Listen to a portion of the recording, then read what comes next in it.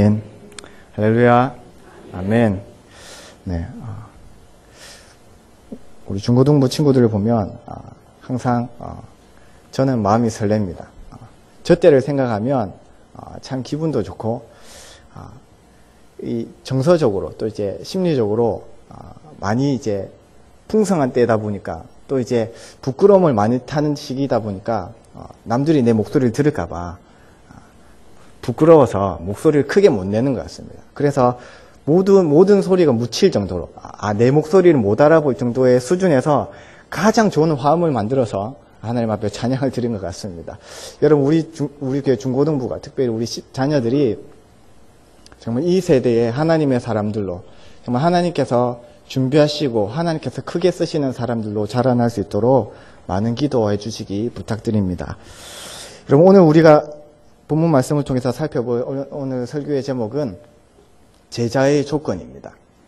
여러분 2011년도에 미국에서 출판된 신앙서적 중에 Not a Fan이라는 책이 있습니다. 후라이팬이 아니고요. 그러니까 나는 팬이 아닙니다. 이게 무슨 말이냐면 여러분 팬이 무슨 뜻인 줄 아시죠?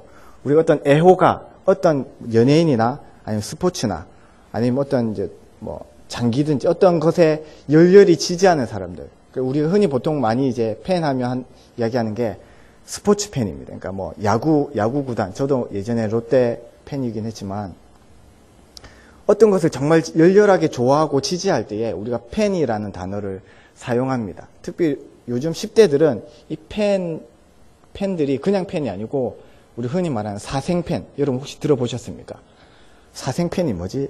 이게 목숨을 걸고 따라다니는 이제 팬들을 거의 광신도에 가까운 팬들을 일컬어서 사생팬이라고 말합니다.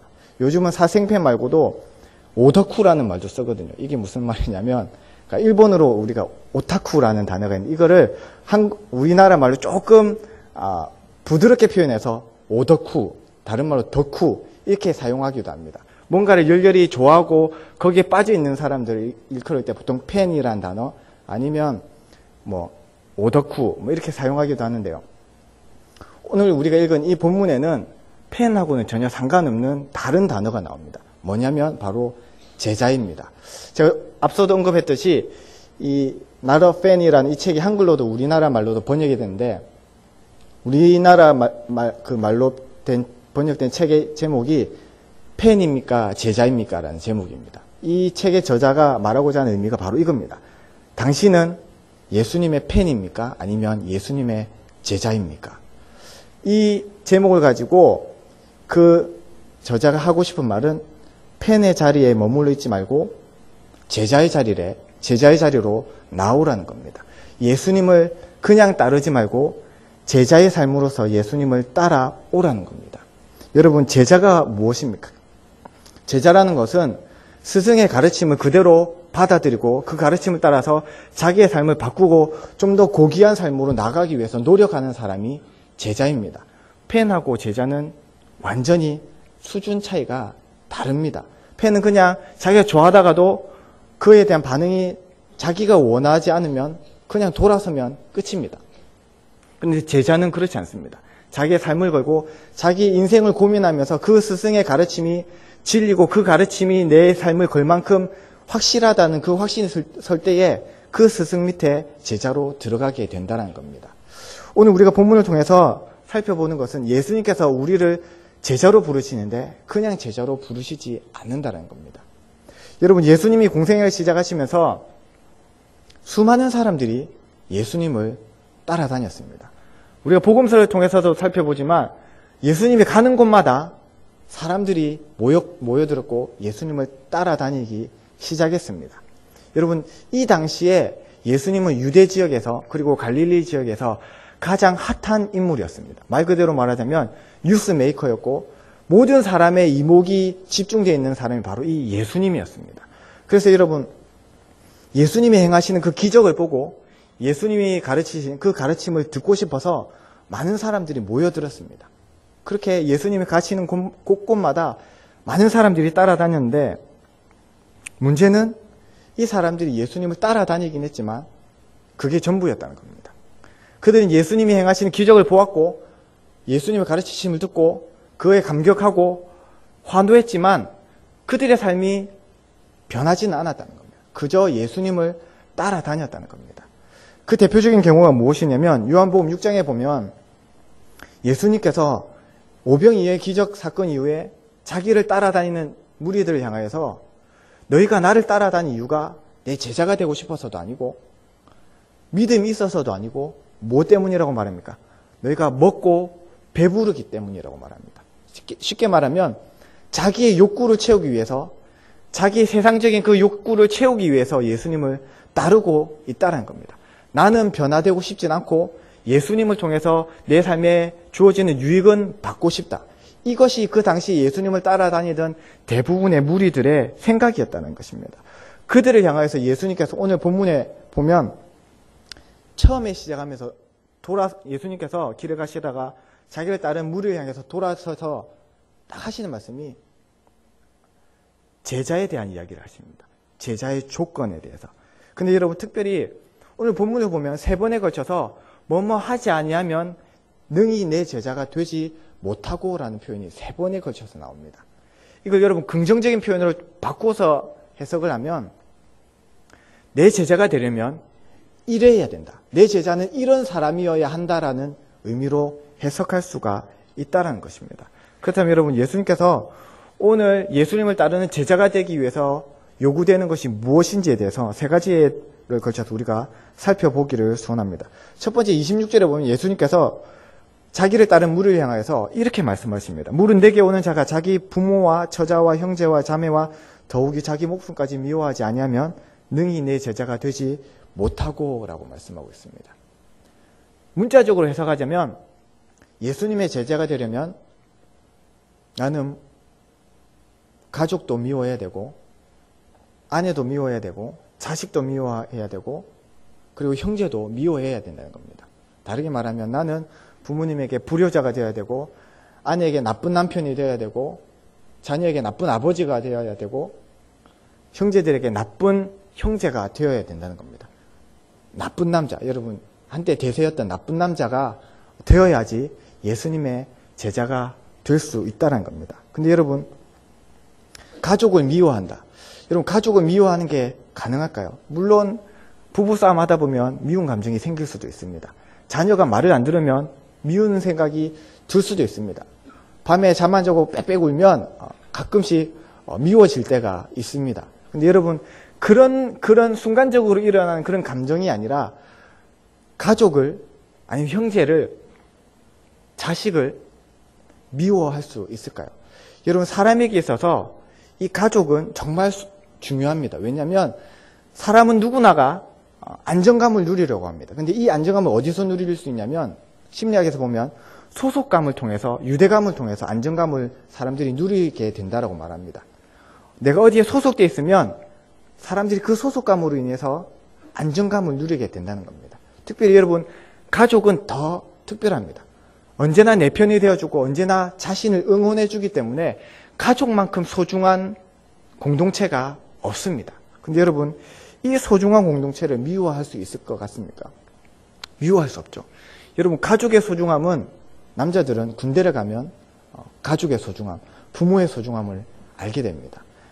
여성분들은 애를 낳을 때 부모님의 소중함을 알게 된다고 누가 그러더라고요. 여러분 이렇게 가족의 소중함을 누구나 우리가 알고 있고 그렇게 인정을 합니다. 근데 여러분 가족을 미워하라고 예수님께서 말씀하시는 게 이게 이치에 맞을까요? 예수님이라면 이렇게 말씀하시면 안 됩니다. 예수님이라면 가족도 사랑하고 하나님도 사랑하고 이웃도 사랑해야 된다. 이렇게 말씀하셔야죠. 그래야 예수님이지 않을까요? 근데 예수님 지금 나를 따라오려면 내 제자가 되려면 가족을 미워해야 된다고 말합니다. 이것을 어떻게 이해해야 될까요? 여러분 여기서 본문에 사용된 이 미워하다는 이 헬라어를 우리가 문자적으로 해석하면 정말 미워하는 것처럼 해석할 수 있지만 이 본문에서 이 누가가 이 헬라어 단어를 사용하면서 우리에게 말하고자 하는 핵심은 무엇이냐면 비교적 관점입니다. 예수님을 가족보다 더 사랑해야 된다는 거죠. 다르게 말하면 가족을 예수님보다 덜 사랑해야 된다는 겁니다.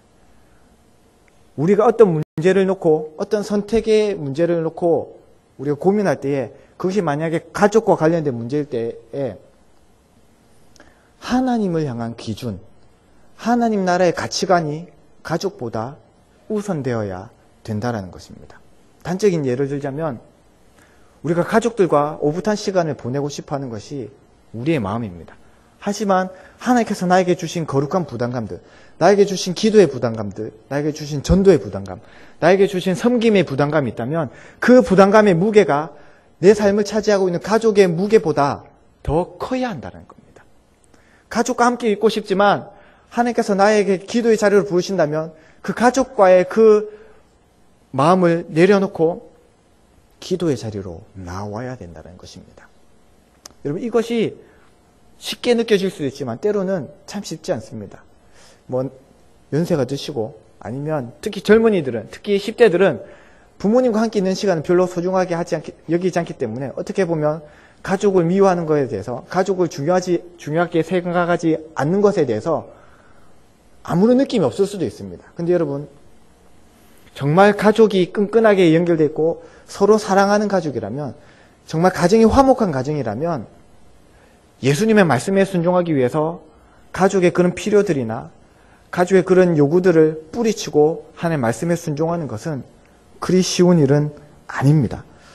오늘 제가 말씀을 준비하러 올라오다가도 제가 엘리베이터 탔는데 저희 아들이 붙잡더라고요. 계속 엘리베이터 문을 열면서 못 올라가게 붙잡고 있는데, 여러분, 우리가 때로는 말씀에 순종하기 위해서 가족의 문제를 하나님 앞에 내어놓을 필요가 있다라는 겁니다. 여러분, 두 번째로 오늘 예수님께서 우리에게 말씀하고 있는 것은 27절에 이렇게 제자의 조건을 말씀하고 있습니다. 누구든지 자기 십자가를 지고 나를 따르지 않는 자도 능히 내 제자가 되지 못하리라. 여러분, 예수님을 따르는 데 있어서 예수님 두 번째로 제자가 되기 위해서는 십자가를 지라고 말씀하십니다. 여러분, 우리가 여기서 십자가가 무엇을 의미하는지는 대충 압니다. 이것이 문자적인 의미라기보다는 비유적인 의미, 다르게 말하면 예수님을 따라가기 위해서 우리가 치러야 할 희생, 아니면 어떤 고통, 어려움, 이렇게 이해할 수 있습니다. 근데 여러분, 우리는 이렇게 이해를 하지만 그 당시의 청중들은 이 예수님의 말씀을 어떻게 받아들였을까요? 예수님을 따라가고 있는데 갑자기 예수님이 돌아서서 우리에게 내 제자가 되려면 너의 십자가를 지고 나를 따라오라, 그렇게 말씀하실 때에 그 사람들은 이 단어를 어떻게 이해했을까요? 여러분, 우리가 잘 알고 있듯이 이 십자가는 그 당시의 로마 제국에서 가장 극악무도한 범죄를 저지른 사람들에게 주는 가장 잔인한 형벌 중에 하나였습니다. 그 누구도 십자가의 처형을 좋아하지 않았습니다. 특히 유대인에게 이 십자가 형벌은 하나님께 저주받은 것처럼 인식되었기 때문에 그 누구도 십자가에 매달리는 것을 좋아하지 않았습니다. 그래서 당시 로마 제국이 반란을 일으키는 사람들은 무조건 십자가에 처형을 했습니다. 왜냐하면 이 형벌이 얼마나 잔인한지를 사람들을 보게 해서 다시는 로마에 대항하지 못하도록 하기 위함이었다는 것입니다. 근데 여러분, 예수님께서 지금 그 십자가를 예수님을 따라오는 사람들에게 말씀하고 있습니다. 십자가를 지고 따라오라. 여러분, 그 말을 들었을 때 당시 그 사람들이 얼마나 이 말에 충격을 받았을까요? 아니, 어떻게 십자가를 질 수 있을까? 예수님을 따라간다는 것이 정말 그렇게 힘든 일일까? 그런 생각을 하지 않았을까요? 여러분, 예수님을 따른다는 것, 내 십자가를 지고 예수님을 따른다는 것은 쉽게 말하면 세상을 향한 나의 모든 욕구를 포기하는 것과 같습니다. 여러분, 십자가는 가장 치욕적인 것입니다. 십자가는 나의 자존심을 내려놓는 것을 의미한다는 것입니다. 여러분, 우리가 예수님을 따라가다 보면 때로는 우리의 자존심도 내려놓아야 할 때가 있습니다. 나의 가장 기본적인 욕구조차도 내려놓아야 할 때가 있다라는 것입니다. 여러분, 이것이 결코 쉽지가 않습니다. 여러분, 사람에게 있어서, 우리에게 있어서 가장 기분이 상할 때가 언제냐면 내 자존심을 누가 건들 때입니다. 다르게 말하면 억울한 일을 당할 때, 그때는 사람이 못 참습니다. 그래서 보통 그런 경우에 극단적으로 어떤 선택을 합니까? 자살을 합니다. 나의 이 억울함을 풀기 위해서, 나의 이 억울함과 나의 이 자존심을 되찾기 위해서 자살이라는 극단적인 선택을 하기도 한다는 것입니다. 여러분은 예수님을 따르기 위해서 여러분의 자존심까지도 내려놓을 각오가 되어 있습니까? 특별히 여러분, 우리가 교회에서 공동체로 생활하다 보면, 함께 신앙생활을 하다 보면 부딪히는 일들이 종종 있게 마련입니다. 저 사람이 나를 무시할 수도 있습니다. 때로는 오해 때문에 그럴 수도 있습니다. 근데 문제는 무엇이냐면, 그럴 때 우리는 항상 그것을 마음속에 담고 간다는 겁니다. 때로는 그것을 풀기 위해서 그 사람을 찾아가기도 합니다.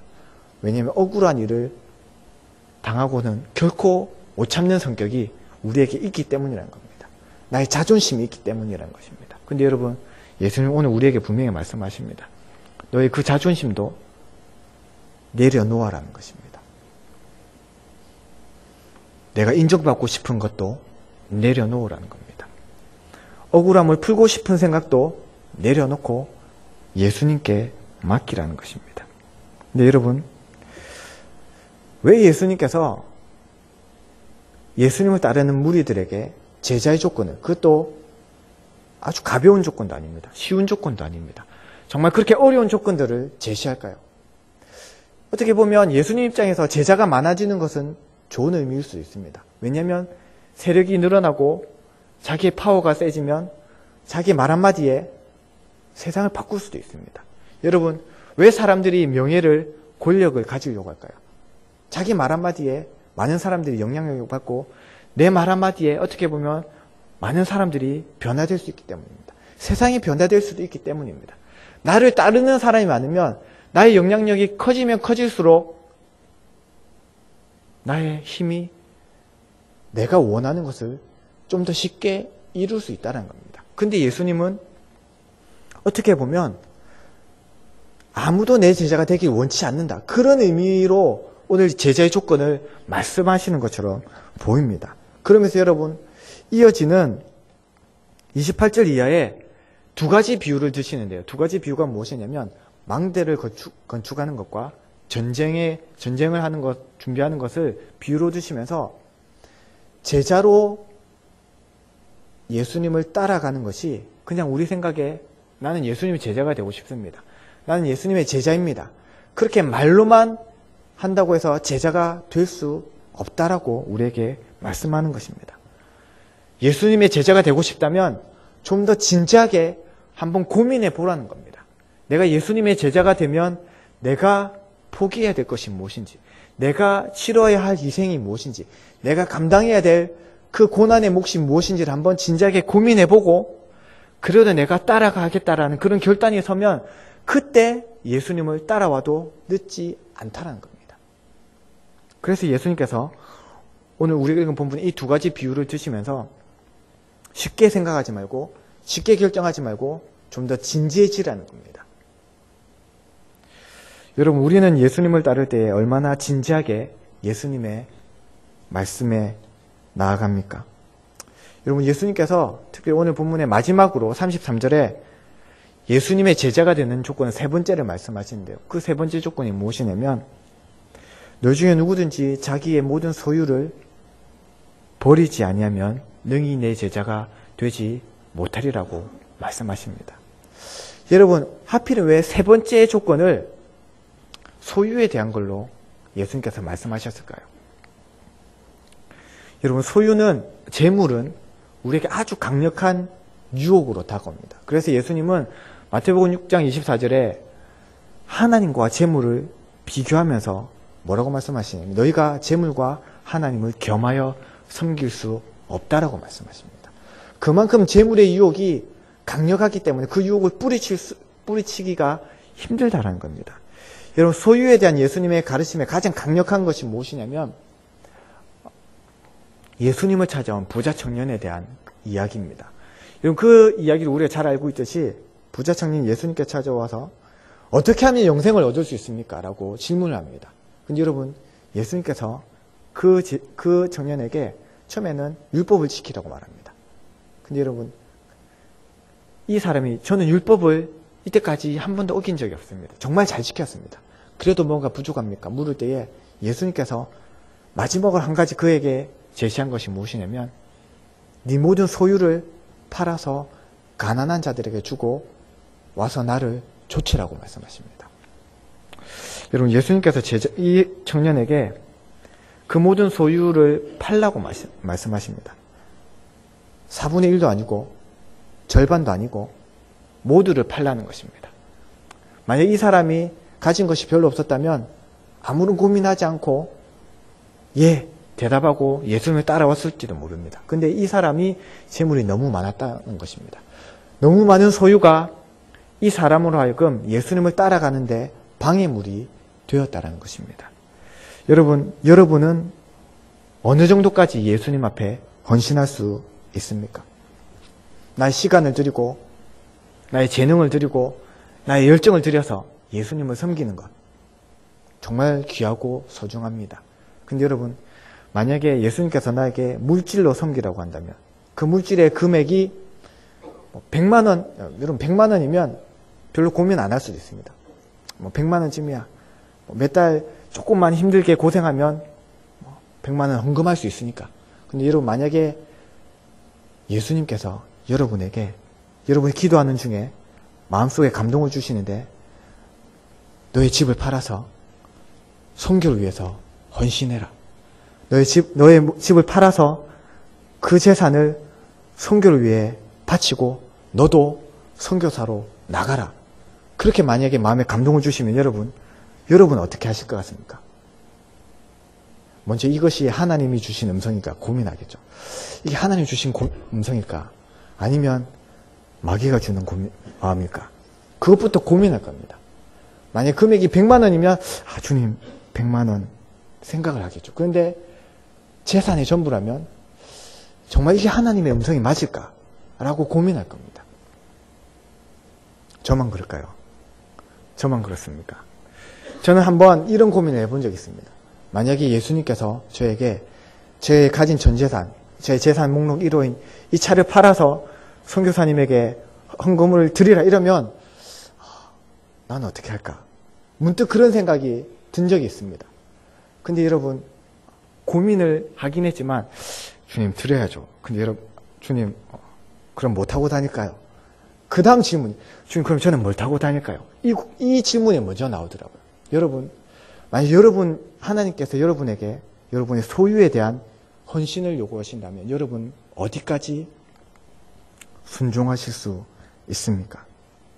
여러분, 예수님을 따라가는 데 있어서 소유가 많은 것은 때로는 장애물이 될 수도 있습니다. 어떤 분은 내가 재물이 많으면 하나님을 위해서 더 많은 일을 할 수 있지 않을까요? 그렇게 질문하실 수도 있습니다. 물론 그것도 틀린 말은 아닙니다. 근데 여러분, 또 다르게 생각해 보면 우리가 혹시 그 소유에 대한 그 집착 때문에 그래 재물이 많으면 하나님 더 많이 섬길 수 있지 않을까? 우리 스스로를 정당화하려고 하는 것은 아닐까요?